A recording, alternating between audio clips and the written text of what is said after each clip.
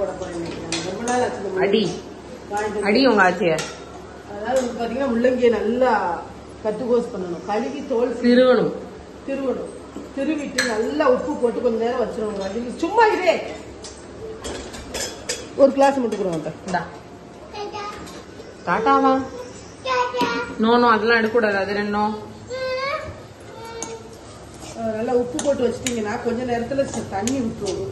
இது முள்ளங்கில இருந்து நிறைய தண்ணி விட்டுரும். உடனே அந்த தண்ணியில இருந்து புளிஞ்சு எடுத்துட்டு அப்புறம் ஒரு நல்ல தண்ணி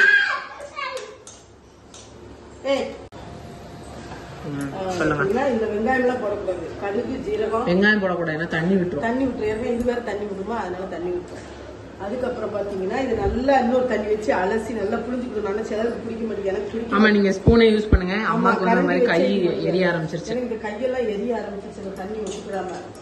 அதுக்கப்புறம் பாத்தீங்கன்னா இது நல்லா மிளகாய் பொடி எல்லாம் போட்டு உப்பு மஞ்சள் பொடி சொல்லுங்க.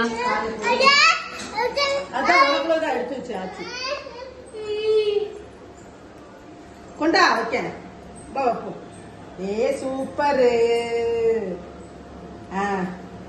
ஒரு கொம்ப காணோம். நாங்க திருச்செந்தூர்ல வாங்கினது.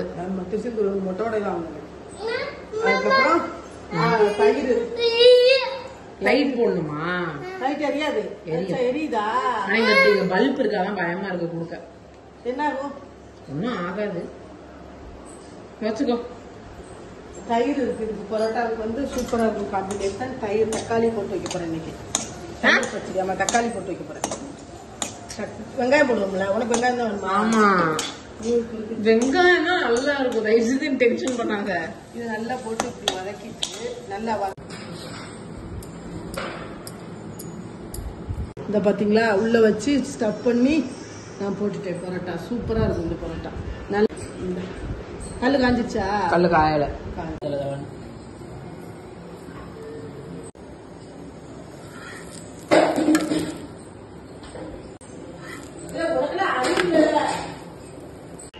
இதுதான் எங்களோட பிளேட். சூப்பரா இருக்கு. ஊறுகாய் வச்சு சூப்பரா இருக்கு. ஓகே, பாய்.